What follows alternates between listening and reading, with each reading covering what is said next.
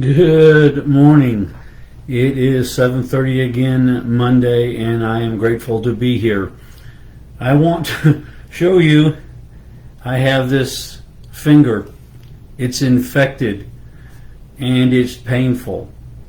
And what's interesting is I finally had to have a doctor open it up, and sure enough, there's all kinds of yuck in there that they're having to get out. But what he told me was interesting. He said, we all have what's infected in my finger on us all the time, and it's just waiting for a cut, a poke, a jab, a slice, just something to get inside where it can do its damage. And I thought how interesting that is, a lot like sin and bad attitudes.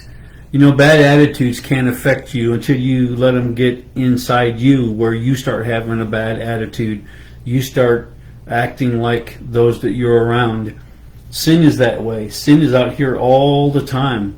It's doing what it was, designed to do, and it can't really affect you until you let it in to your heart, let it into your mind. Which is why the scripture is very, very clear about renewing our mind and guarding our heart and all these different things. And so this thing it's been almost 2 months now, and for the last 4 or 5 days, we've had to open this thing up, reopen it because it's trying to heal.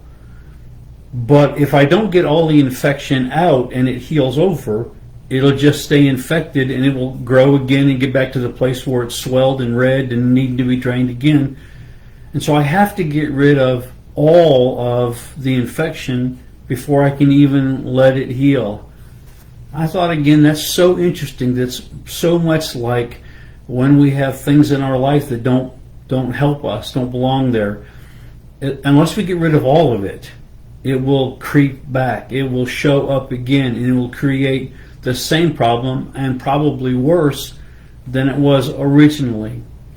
When the surgeon looked at my finger, he said, we need to get this now before it gets worse, it gets to the bone, because once it gets deeper, it'll start eating on the bone, and all it can do is remove the finger where it stops growing, which is really nasty to think about. But again, how many things in our life, if we let it go, affect us so bad we need an amputation of sorts? We need something to be cut away because it was allowed to grow. It was allowed to go deep and have much more negative effect than if it would have been handled when it was still just superficial, still just barely past the surface.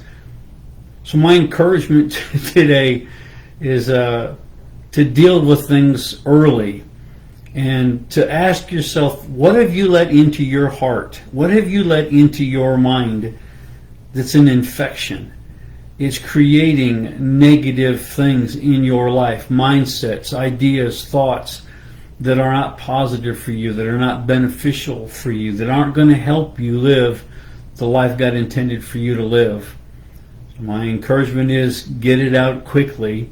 Do whatever you got to do. I have to open that thing up every day and rinse it out, clean it out, and every day it's trying to heal. So every day I have to I have to pull a piece of stuff that they put in it.